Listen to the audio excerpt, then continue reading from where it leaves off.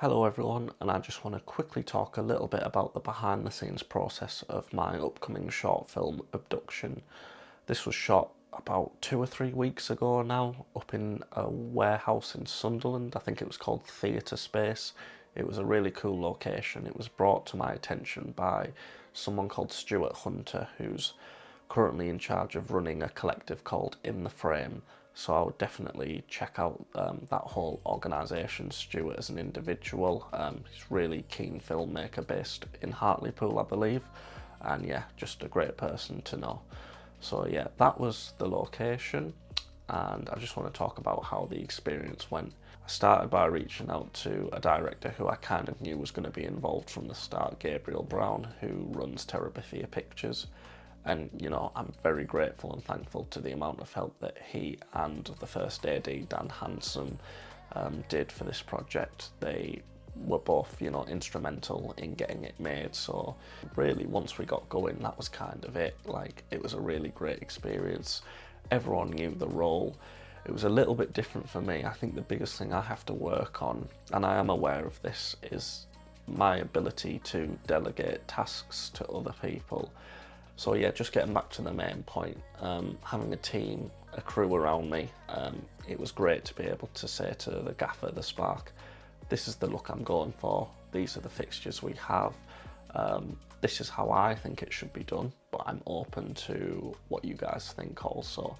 And it's that collaborative process that allowed the film to be the best that it could be, because everyone felt like they were able to give a creative input. And that's always what I'm going to go for. I want people to feel like they have value, they have purpose when they're working on a set that I'm involved with. So yeah, rather than try to be too dominating and do it all myself, I have trust in the people who were there, and that's great. It helps them develop. It also helps me develop as someone who can feel more comfortable delegating, and as a result, we just work faster as a production. And that was the same with the camera team. Now, I am a fan of operating when I'm DPing, so I'll still kind of take control of camera placement, but I'll have an AC, you know, if I can. And yeah, they're always handy for things like swapping the camera onto whatever grip that it needs to go to, whether that's tripod, shoulder rig, gimbal, dolly, whatever it may be. And as well as that, they can be thinking about things like batteries and battery changing, and you know, SD cards, how much memory we have. So again, it's just those little things that I can take my mind off it. I can just focus on the image and trying to get the best look that I can. And yeah, it just allows me to focus on the more creative jobs. So I still see things like ACs as really valuable. Everyone involved doing their role I knew were, you know, really professional. I didn't need to worry about them carrying out the jobs because it's just what they do. So I suppose what I'm really sort of heading towards is the fact that I was in this fortunate position because of the relationships I'd built up with these people over time. I think there was only 1 or 2 new people involved in this project, which again is great. I like new people, new networking. But yeah, of about the 20 or so people that were on that set, I knew, again, all of them bar 2.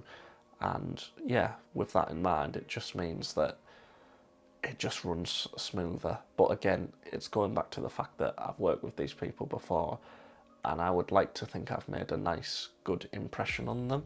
So they're more willing to help me out when I'm working on a project. They're able to volunteer their time, which I'm always grateful for, especially when it's things like a weekend. I'm aware people have lives, they have things that they're going to want to do, but the fact that people are able to give up their time to help me on a passion project, it really means a lot to me. So yeah, I'll always be forever grateful, and as I say, I'm working on the edit now, and I just hope I can do them justice for giving up the time for me.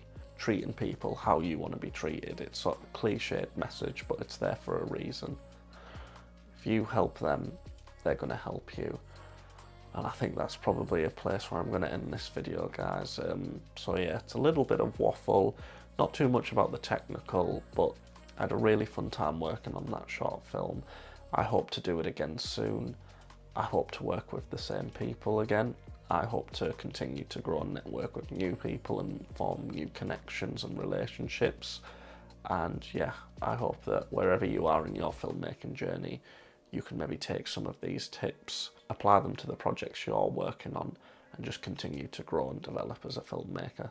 So thanks for taking the time to watch this video, guys, and as always, take care.